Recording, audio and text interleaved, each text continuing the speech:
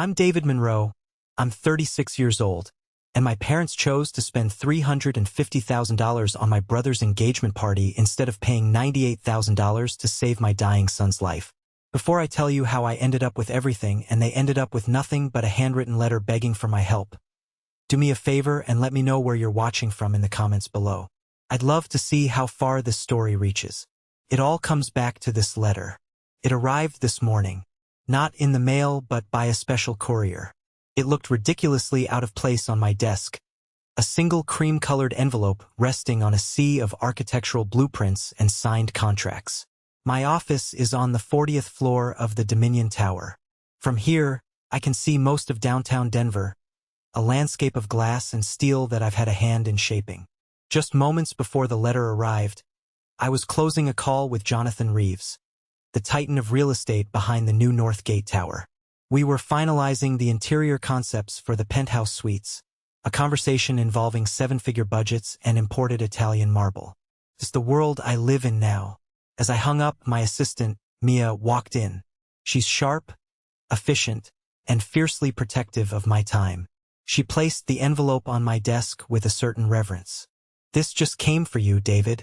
The courier said it was personal and urgent," she said, her brow slightly furrowed with curiosity. She knows my life, my schedule, my business partners. This letter fit nowhere. "Thanks, Mia," I said, my voice even. I picked it up. The cardstock was thick, expensive. Then I saw the handwriting. It was my mother's. I hadn't seen it in 5 years, but it was as familiar to me as my own reflection. That elegant, looping cursive, taught in the finest schools, designed to adorn invitations and thank-you notes. But looking closely, I could see a faint tremor in the lines, a subtle shakiness that wasn't there before. For a long moment, I just sat there, holding it. My heart didn't race. My breath didn't catch. There was only a profound and heavy stillness, the kind of calm you feel after a hurricane has passed and you're left standing in the wreckage. The storm was over. This was just an echo. With methodical slowness, I slid the silver letter opener, a gift from Jonathan Reeves when we closed the North Gate deal, under the flap and sliced it open. The letter inside was brief, just a few paragraphs. It was a masterclass in my mother's particular brand of communication. A cocktail of guilt, feigned regret, and subtle manipulation. It painted a bleak picture of their current reality. The business gone, my father's health failing, my brother Marcus adrift and penniless. It was all wrapped in the language of a victim, as if these were tragedies that had simply befallen them, like a bout of bad weather. The final sentence was a plea, a raw and desperate request for my help. I read it once. Then I read it again, dissecting the words. They were just words on a page. They had no power here. They couldn't reach the man I had become. I folded the letter neatly, slid it back into its envelope, and opened the bottom drawer of my mahogany desk. My past lives in that drawer. Tucked away behind old design sketches and a worn-out leather tape measure is a small silver frame. In it, a photo of my son, Noah, taken a year after his surgery. He's 9 years old, mid-laugh on a park swing, his head thrown back, eyes sparkling with a light I was terrified I'd never see again. Healthy, carefree, alive. I placed the letter from my mother beside the photo of my son, a ghost laid to rest next to a miracle. I closed the drawer, the quiet click sealing it in darkness. Turning my chair back to the window, my gaze went past the nearby buildings, fixing on the distant steel skeleton of a new skyscraper climbing into the sky. My project, my legacy. The letter was a relic from a life I had survived, a story that began long before my son's life was on the line. It was a story of a family where love was never given freely, only awarded to the winner. To truly understand the letter in that drawer, you have to understand the house I grew up in. It wasn't a home. It was a stage. My father, Stephen Monroe, was the proud owner of Monroe's Living, the most exclusive, high-end furniture store in Denver. He sold $1,000 chairs to people who had houses big enough to get lost in. My mother, Claudia, was the unspoken director of our lives. She orchestrated everything, from the brand of wine served at dinner parties to the carefully curated family photos posted on social media. Their life's work was maintaining the illusion of perfection. But the problem with an illusion is that it isn't real.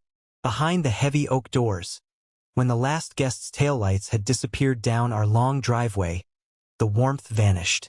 The affection in our house was a finite resource, and it was allocated with brutal precision.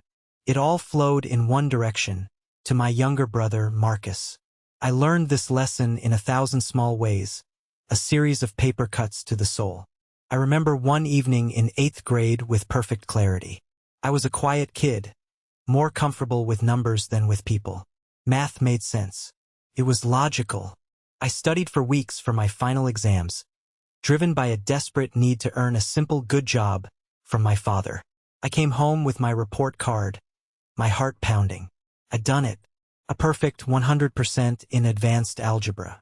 I found my parents in the living room. My father was reading the Wall Street Journal, and my mother was flipping through a design magazine. "Hey, got my final grades," I announced, trying to sound casual. I handed the report card to my father. He glanced down at it, his eyes scanning the page before landing on the A+. He folded the paper and handed it back to me. "Good," he said, his attention already returning to his newspaper. "That's the standard we expect." My mother looked up from her magazine. "A+. That's nice, David. You did what you were supposed to do." And that was it. It wasn't praise. It was an acknowledgement that I had not failed. I stood there for a moment, the report card feeling worthless in my hand, and then quietly went up to my room. A week later, Marcus came home, tossing his backpack on the floor. He'd passed his history class with a B+. That evening, it was an event. My father opened a bottle of sparkling cider he'd been saving. My mother baked a cake from scratch, decorating it with a triumphant "Way to go, Marcus" in blue icing. "A B+ in history," my father boomed, raising his glass. "That's fantastic, son. I knew you had it in you.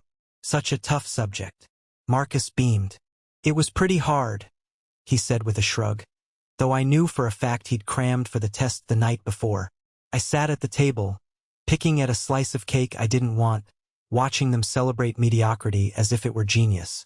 It was never about the achievement itself. It was about who achieved it. Marcus was effortless charm. I was diligent effort.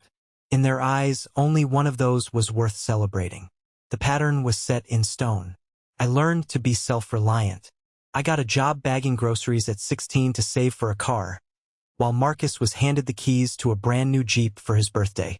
I poured all my energy into my schoolwork, my one escape. Architecture became my passion. I spent hours sketching, designing, creating worlds on paper that were orderly and beautiful. When I got my acceptance letter to a prestigious architecture program in Chicago, it was my ticket out. I told them during one of our formal family dinners. I laid the letter on the table. My father picked it up, read it, and set it down. "Chicago is a long way away," he said, a note of disapproval in his voice. "That's a tough field, David. Very competitive. Are you sure you're cut out for it?" "We'll see, I guess," I said. "Well," my mother added, dabbing her lips with a linen napkin, "just do your best. Don't embarrass the family name." 2 years later, Marcus, after barely graduating high school, decided to enroll in the local community college for a business degree. The announcement was met with elation. My parents threw him a massive going-away party. Even though he was just moving to an apartment 20 minutes away, the backyard was filled with my father's business associates and my mother's society friends. There was a string quartet. My father gave a speech about Marcus's boundless potential and his bright future in the world of business. He saw Marcus as his heir, the one who would take the Monroe name into the lucrative world of real estate development, a world my father had always wanted to conquer. I stood in the back, a drink in my hand, feeling like a complete stranger. So I left. I went to Chicago and never looked back. Those years were hard. I was lonely and broke, but I was also free. For the first time, my worth wasn't being measured against my brother's. It was measured by the quality of my work, by my own grit. I graduated with honors and returned to Denver, not to my family's world, but to build my own. I started a small design firm from nothing. It was during this time that I met Sarah. Felt like my life switched from black and white to color. I was surveying a small model apartment for a contractor.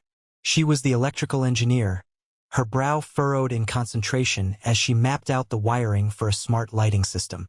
We started talking about lumens and ambient light, and the conversation drifted to how a space could make you feel, how a home could be a sanctuary. We talked for 2 hours and it felt like 2 minutes. She saw me. Not the son of Stephen Monroe, not the brother of Marcus, just David. We married a year later. It was a perfect day. We held the ceremony in Washington Park, with about 30 of our closest friends. We grilled hot dogs and drank cheap beer. My parents came, of course. They had to make an appearance.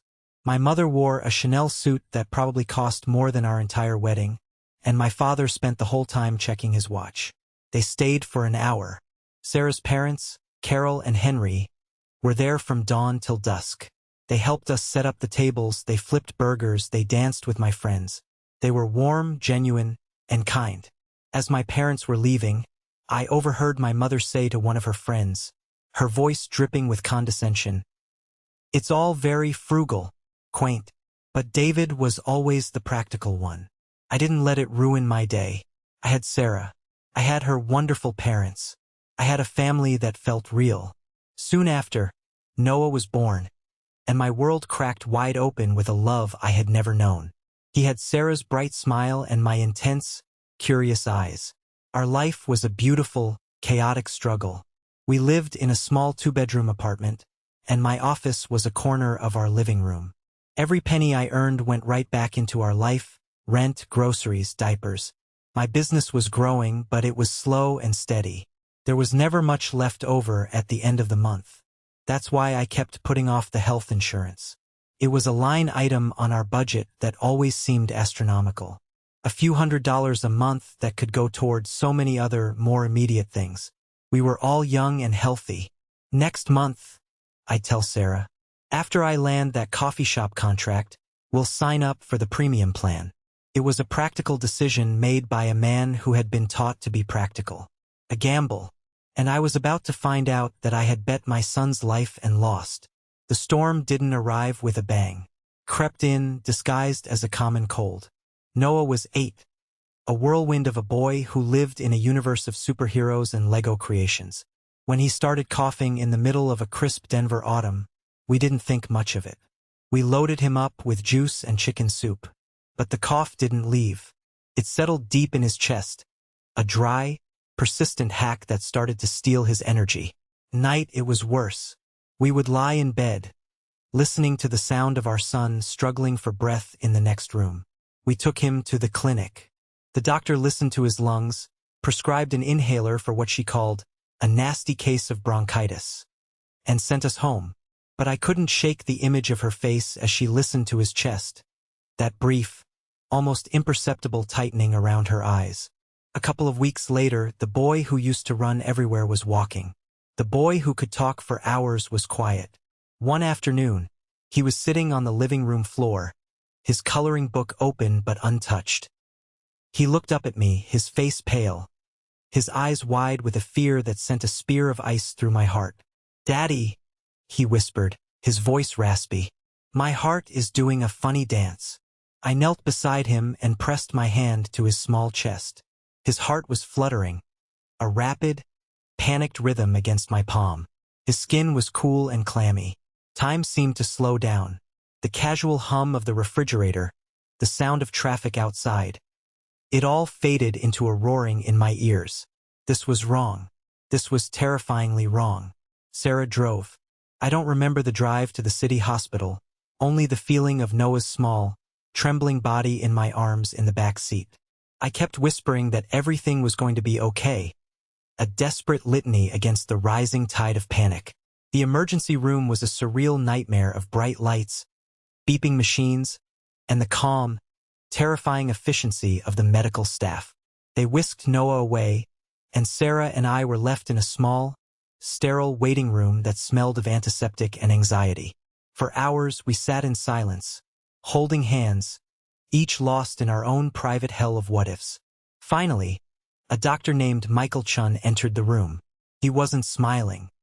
He held a thick file in his hands, and his expression was one of gentle, professional gravity. He sat down opposite us. "We found something on the CT scan," he began, his voice even.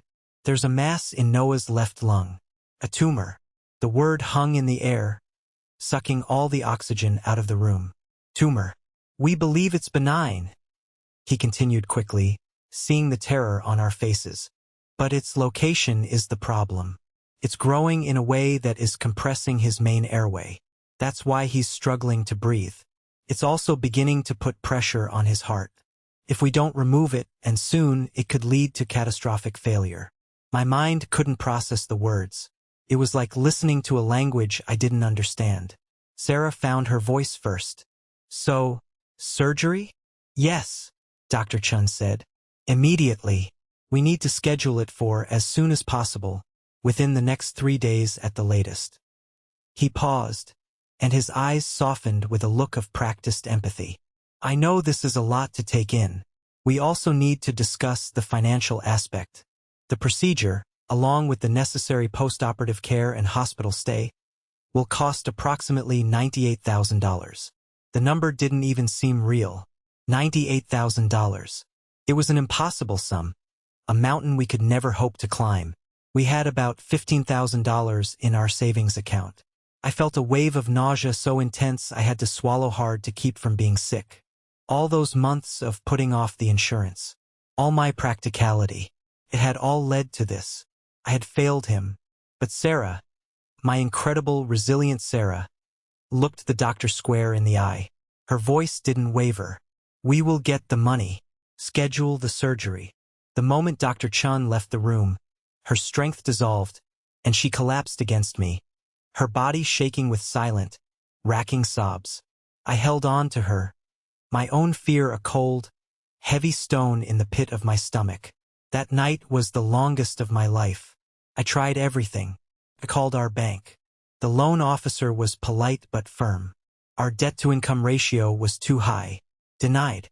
I launched a GoFundMe page, my fingers fumbling as I tried to write a compelling plea without sounding like a failure. Donations trickled in, $20 here, $50 there, from kind friends, but it was a thimble of water against a forest fire. As I sat by Noah's bedside, watching the monitor trace the frantic, irregular rhythm of his heart, I finally broke. I couldn't watch my son suffocate while my pride kept me from making one last, desperate call. I stepped out into the hallway and dialed my mother's number. She answered with her usual smooth, unruffled tone. "David, it's nearly midnight. Is everything all right?" The words tumbled out of me, a torrent of fear and desperation. "Mom, it's Noah. He's in the hospital. He has a tumor. He needs emergency surgery. Mom, they said it's critical. We don't have the money. The insurance, it wasn't enough. We need help. A loan. Please. I'll pay back every single cent, I swear." There was a beat of silence. Not a compassionate silence, but a cold, calculating one. Then she spoke, her voice laced with an icy annoyance. "Oh, David, this is just the most dreadful timing. Your father's 40th anniversary party is next week. The planning has been going on for months. The caterers are booked. The invitations have been sent. So many important people will be there. It would be an absolute nightmare to try and rearrange things now." I couldn't believe what I was hearing. "Party?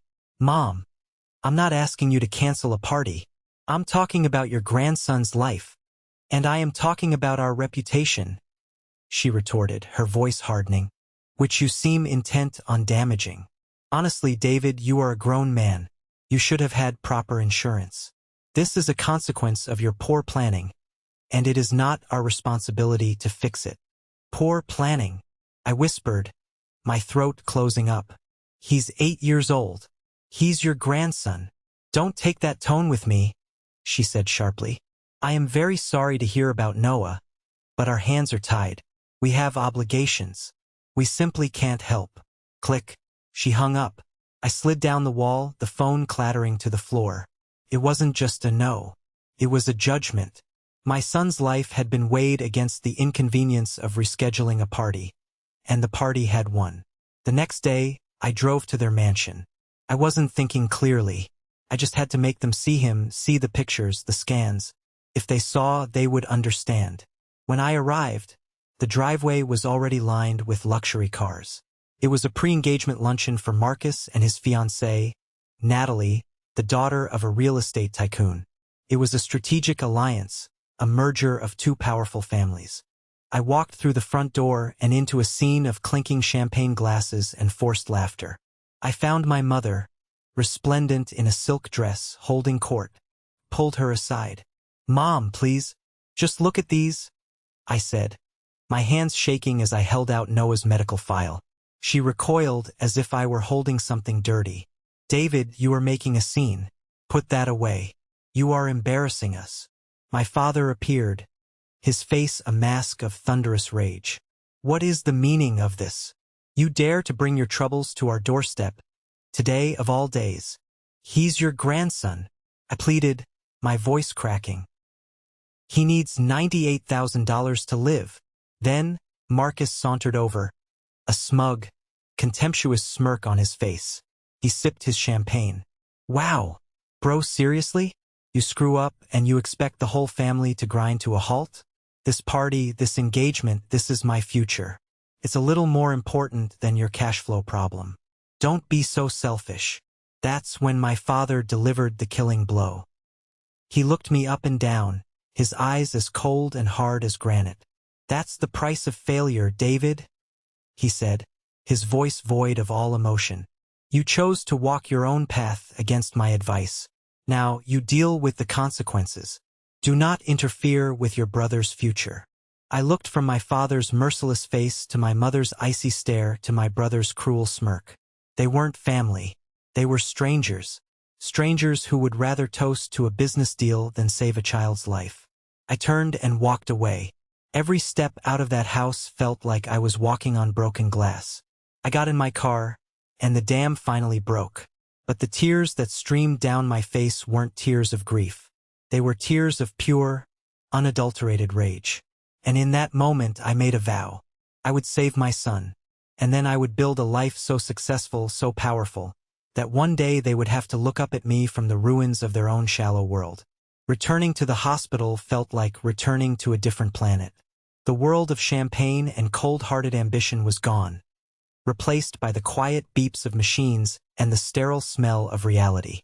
I walked into Noah's room, my heart a block of ice in my chest. Sarah took one look at my face and knew. She didn't need me to say a word. She simply came to me, wrapped her arms around my waist, and held me. "Okay," she whispered into my shoulder, her voice fierce and steady. "It's just us, then. So let's get to work." Those next 3 days were a frantic, desperate scramble against time. We became a two-person fundraising machine, fueled by caffeine and sheer terror. The first thing to go was Sarah's truck. It was a beautiful old Ford she'd had since before I met her. It had dents and scratches, each one with a story. She loved that truck. She posted it on Craigslist that night, and it sold the next morning for $6,000. She handed the cash to me with a grim smile, not a single tear in her eye.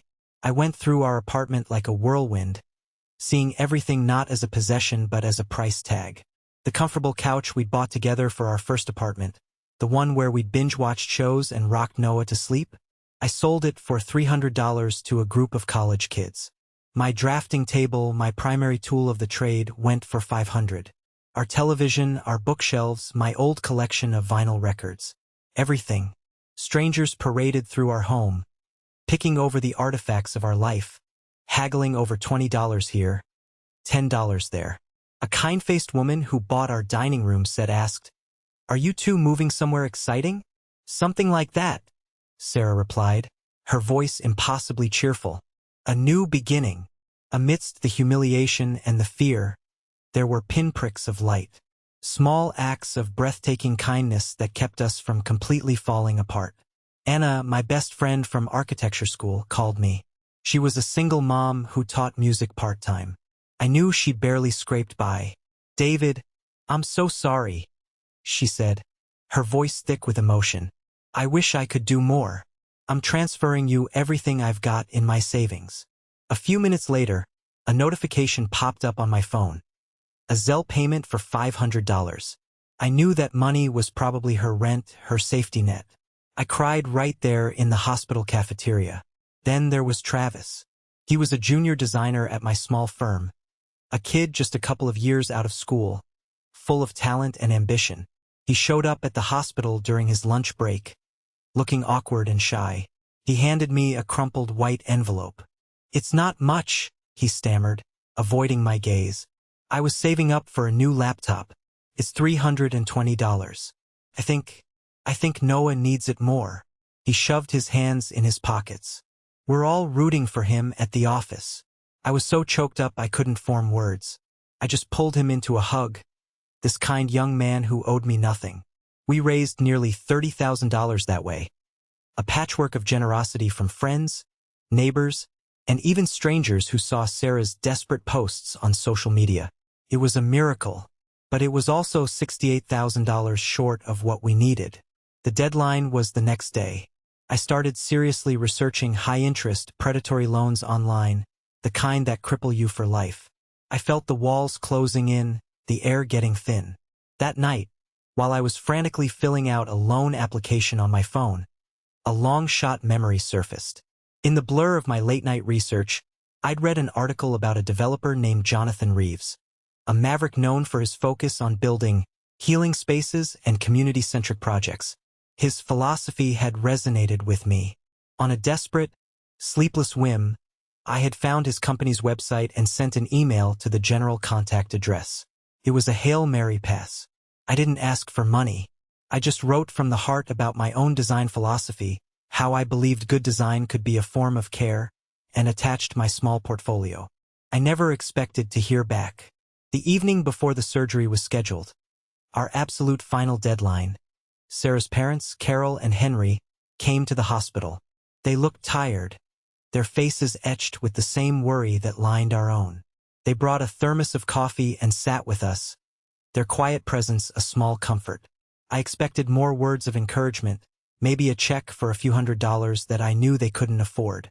After a few minutes of quiet conversation, Henry cleared his throat. He looked at me, then at Sarah. "Kids," he began, his voice raspy.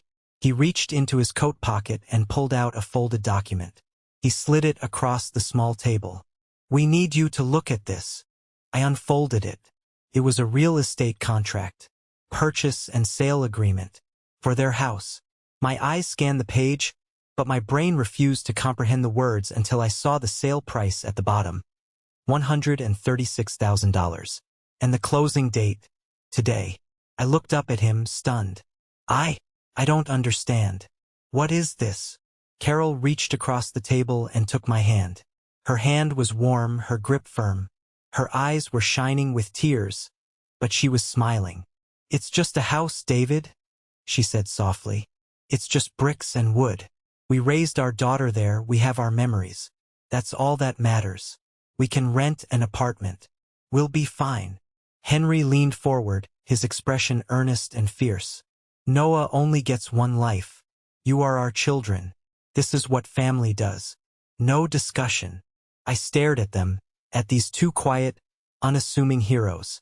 They had taken their life's biggest asset, their sanctuary, the repository of 30 years of memories, and they had liquidated it without a second thought to save my son. They had done what my own wealthy, powerful parents, with their mansions and their luxury cars, had refused to do.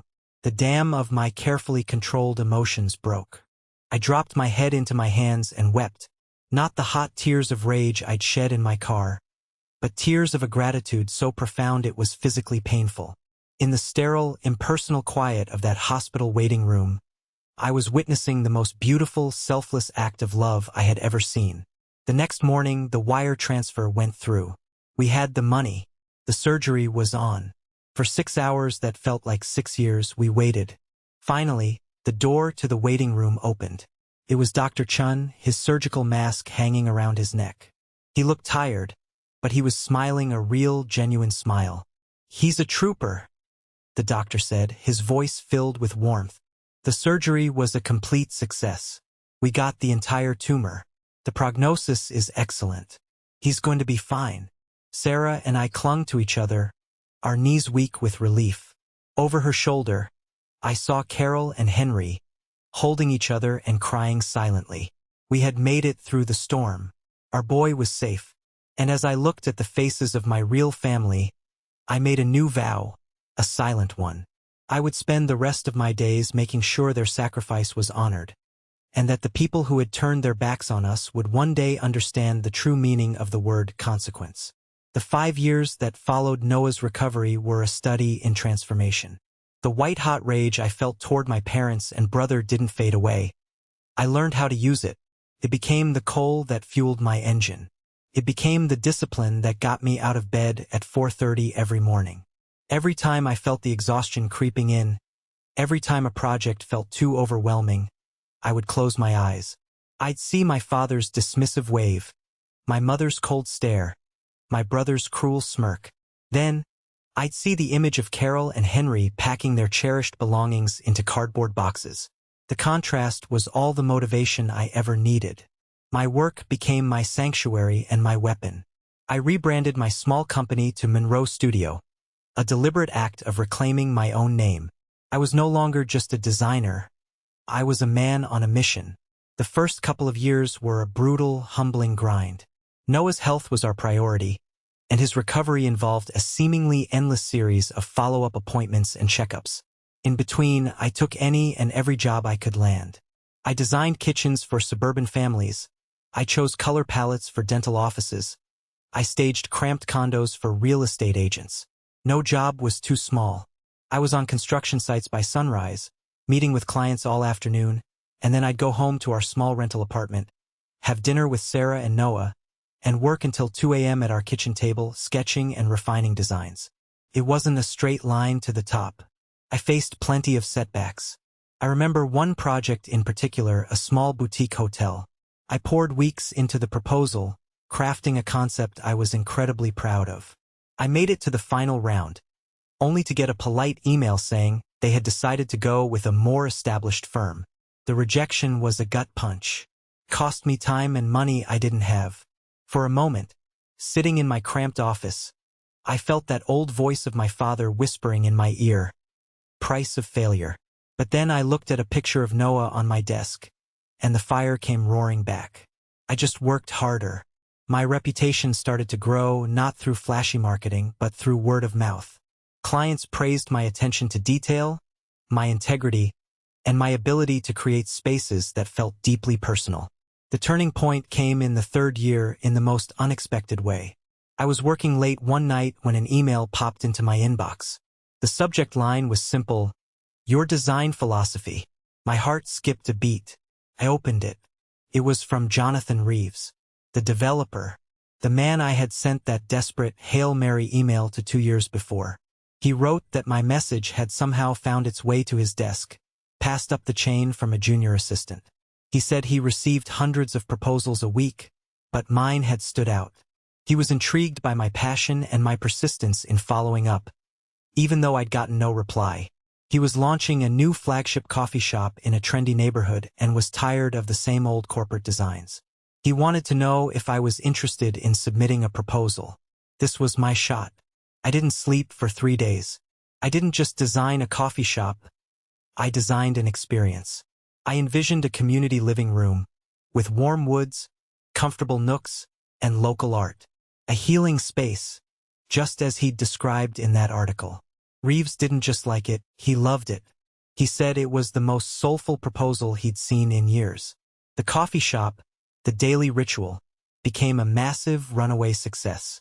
It was featured in local magazines and design blogs. Suddenly, Monroe Studio wasn't just another small firm. We had a hit. That single project was the key that unlocked everything. The success of the coffee shop led to a contract to design a boutique spa for one of Reeves's associates. The spa won a prestigious regional design award, and that award led to the phone call that changed my life forever. It was Jonathan Reeves again. He was brief and to the point. "David," he said, his voice booming with energy, "I'm breaking ground on my biggest project yet. An entire residential complex in the North End. I want your vision. I want Monroe Studio as the lead interior designer for the entire development. It was the kind of contract that builds legacies. By the 5th anniversary of Noah's surgery, the world was a different place. Monroe Studio was a force to be reckoned with. We had a stunning, full-floor office in the Dominion Tower, a team of a dozen brilliant, hungry young designers, and a waiting list of high-profile clients. I had built a fortress of success around my family, a wall so high and so strong I thought no ghost from the past could ever penetrate it. I finally felt like I could breathe, but I always knew they were out there watching, and I had a sense that our story wasn't over. A final reckoning was coming. I just never could have predicted the form it would take. The first tremor came on a Tuesday morning. My phone buzzed with a call from a number I hadn't seen in 5 years. My mother. I stared at it until the buzzing stopped, a cold, familiar dread coiling in my gut. I let it go to voicemail. The message she left was brief, her voice tight with a forced, unnatural warmth. "David, darling, it's your mother. Please call me back. It's very important. It's about the family." I deleted it. An hour later, my direct office line rang. Mia, my assistant, patched it through to my desk. "David, I have a Marcus Monroe on the line for you. He says it's a family emergency." "I'm in a meeting all day, Mia," I said, my voice flat. "Take a message." The message Marcus left was a frantic, rambling mess about needing to talk, about how things had gotten bad. I deleted that too. The final attempt was the one that got through. It wasn't a call or a text. It was a formal email sent to my company's general inquiry address, a clear sign of their desperation. The sender was Stephen Monroe, CEO of Monroe's Living. The subject line read, "Urgent Partnership Proposal, Monroe and Monroe." I already knew what it was about. In the tight-knit world of Denver's business community, secrets don't stay secret for long. The whispers had been growing for months. Monroe's Living was dying. A series of disastrously risky real estate investments, coupled with my father's arrogant refusal to adapt to a changing market, had bled the company dry. They were on the brink of bankruptcy. Their last, desperate gambit was a project they'd named the Monroe Legacy Towers, a massive luxury complex they hoped would be their salvation. They owned the land, but the banks wouldn't give them another dime. Their only hope was to secure funding from a powerful international investment group. And here's where the universe delivered its punchline. The deal was being brokered by Natalie, my brother's ex-fiancée, whose family's firm specialized in such ventures. And after months of negotiations, the investors had laid down one final, non-negotiable condition. They were impressed by the recent architectural buzz in Denver. They would only fund the project if the interiors, the key selling point for a luxury brand, were designed and executed by the firm that had become synonymous with quality, integrity, and meteoric success. My firm, Monroe Studio, my name, the one they had dismissed and devalued, was now the only thing that could save theirs. I replied to the email with a single line, "My boardroom, Thursday, 10 a.m. I made them come to me. I watched on my office security monitor as they walked into the reception area. My father, Stephen, and my brother, Marcus. They looked like ghosts. Their expensive suits hung on them differently now, no longer projecting power, but trying to conceal defeat. They were swallowed by the high ceilings and clean lines of the world I had built. They looked small. I let them wait for exactly 10 minutes before having Mia show them into the main boardroom. The room is my favorite in the entire office. It's walled with glass on two sides, offering a panoramic view of the city. A long, imposing table of reclaimed oak sits in the center. I was already seated at the head of it when they walked in. They took the seats opposite me. The silence was thick and heavy. My father, ever the performer, tried to seize control. He launched into a polished, almost rehearsed speech about the importance of family, about letting bygones be bygones. He spoke of legacy, of the Monroe name, of a shared future. It was a decent performance, but his eyes were filled with a desperate, pleading terror. Marcus just sat there, staring at the table, his usual smugness replaced by a sullen, resentful silence. He looked like a child who'd been dragged to a meeting he didn't understand. I let my father's speech hang in the air for a long moment after he finished. Then, I picked up the small remote beside me and turned on the 80-inch screen that dominated the far wall. Before we talk about a shared future, I said, my voice perfectly level, I think it's crucial we have a clear understanding of our shared past. The first image flashed onto the screen. It was a high-resolution scan of a document, a hospital invoice from 5 years ago. My son's name was at the top, and at the bottom, a single, damning number was circled in bright red, $98,000. I heard a sharp, choked gasp from Marcus. My father's face went white as a sheet. This, I said, my voice cutting through the silence, was the cost of my son's life. A number you both told me was not your problem. I clicked the remote again. A new slide appeared. It was a scanned page from a glossy society magazine, a full-color photo from Marcus's lavish engagement party. There they were, my father, my mother, my brother, their faces flush with happiness, raising glasses of champagne. Below the photo was the text of the article, gushing about the extravagant event.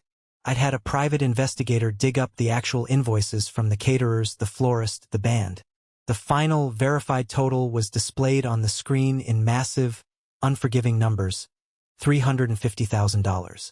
And this, I said, my voice dropping to a near whisper, is what you decided was more important. The room was utterly still. My father looked as if he'd been physically struck. I stood up slowly, my chair gliding back silently on the polished concrete floor.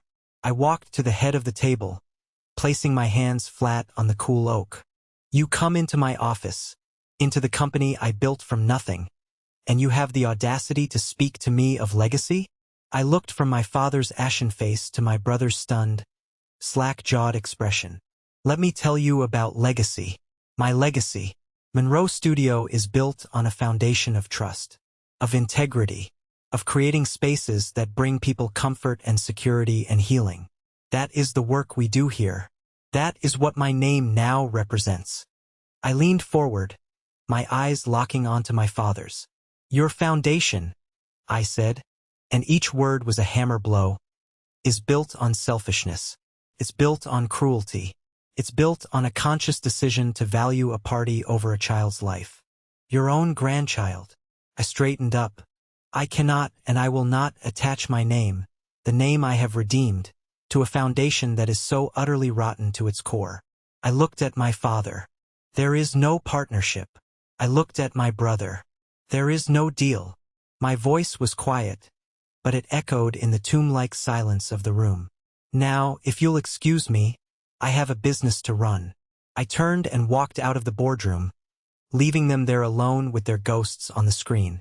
The collapse was not a slow crumble. It was an implosion. The day after the boardroom meeting, I got a brief, professional email from Jonathan Reeves. It was a link to a press release from the International Investment Group. The statement was brutal in its corporate politeness. It announced the immediate and permanent termination of their interest in the Monroe Legacy Towers project, citing a fundamental misalignment of brand values and a lack of confidence in the project's leadership. Later that day, I got a call from an old acquaintance who ran in Natalie's social circle. The gossip was already flying. Natalie herself had delivered the news to the investors after my meeting. She then called Marcus. It wasn't an emotional breakup. It was a corporate execution. Marcus, she had said, her voice as cold and clear as ice. My family's name is its most valuable asset. We cannot afford to have it associated with the kind of personal and financial liability your family represents. The engagement is off. The business relationship is terminated. Do not contact me again. It was the ultimate irony. She had abandoned him for the very same reason they had abandoned me. It was a bad look. It threatened the illusion. Without the investors, the last pillar holding up my father's crumbling empire gave way.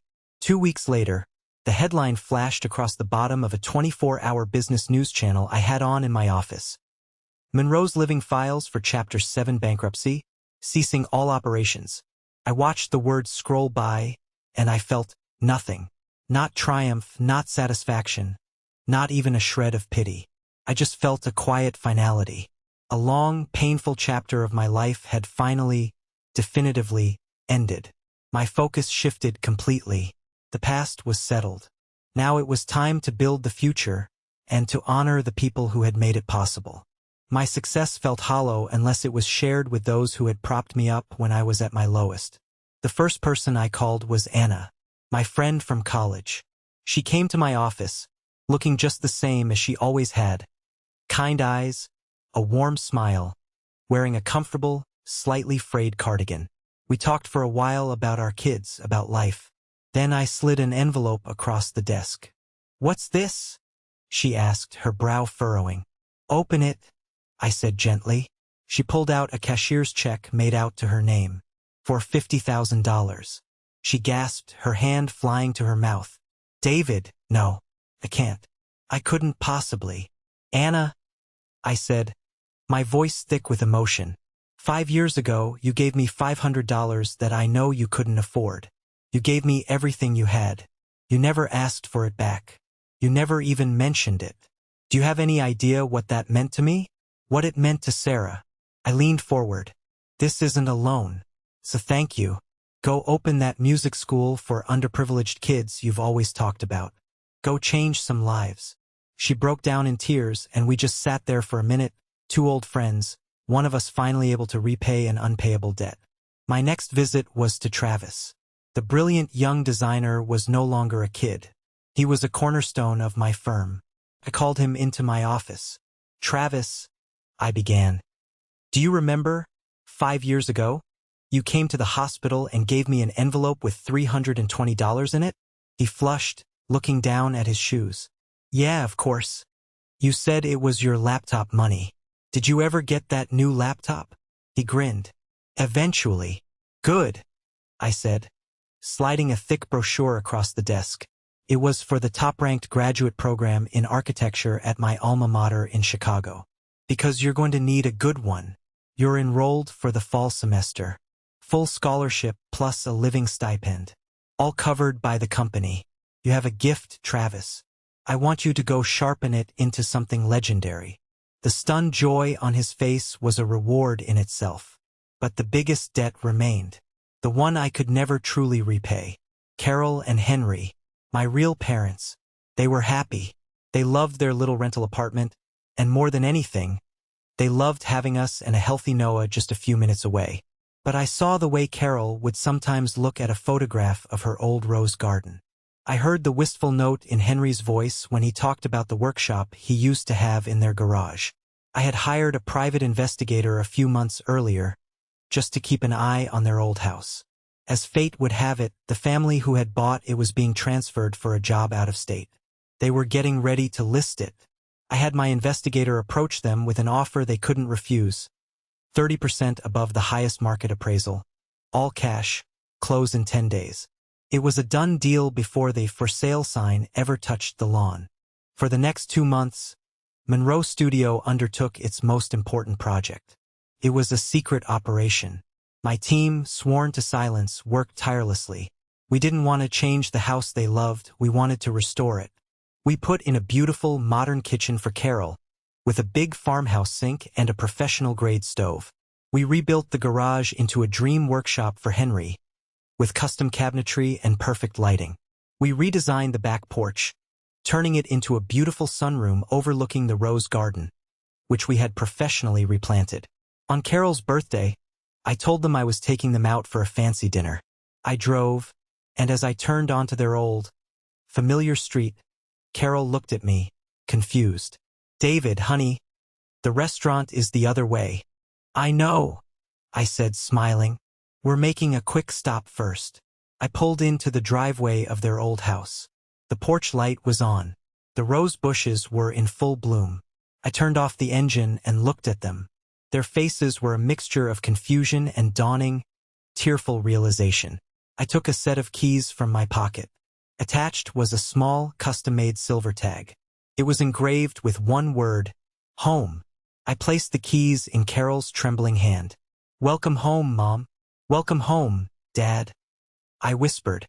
That night, we didn't go to a fancy restaurant. We sat on the floor of our living room, eating pizza out of the box, surrounded by the ghosts of 1,000 happy memories and the promise of 1,000 more. And in the warmth and light of that house, a home bought not with money, but with love, I felt a peace I had never known. And so we come back to this morning, to the letter. After my family had gone home last night, after the echoes of our laughter had faded, I sat alone in my office for a long time. The city lights twinkled below, a sea of infinite stories.